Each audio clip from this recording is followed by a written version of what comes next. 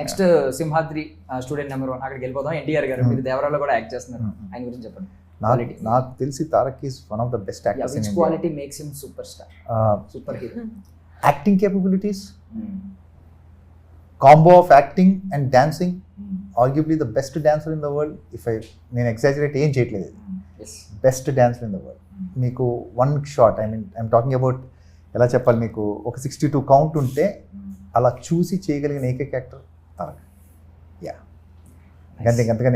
అంతకన్నా క్వాలిటీస్ ఏం కాదు.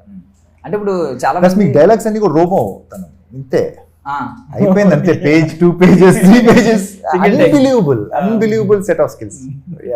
ఇప్పుడు దేవరా విషయంలోకి వస్తే ఆల్రెడీ అందరూ నెంబర్ 1 యాక్టర్ అంటారు మామూలుగా, ఇండియాలోనే నెంబర్ 1 యాక్టర్ అయినా అంటారు యాక్టింగ్ స్కిల్స్ వైజ్. బట్ ఇప్పుడు దేవరా మీరే అంటున్నారు అది బెస్ట్ సినిమా అవుతుంది అని చెప్పి. బికాస్ ముందు సినిమా ఒక మీరు నమ్మినా నమ్మకపోయినా ఒక సెంటిమెంట్ అయితే ఉంది, ఇప్పుడు వరకు వర్కౌట్ అవుతూ వస్తుంది. పాపం రాజమౌళి గారి సినిమా తర్వాత ఎవరైనా పాపం ఫ్లాప్ చూస్తున్నారు. ఈవెన్ పాపం చరణ్ గారు కూడా ఆచార్య మీరు ఉన్నారు ఆ సినిమా పాపం కొంచెం చూసేసారు.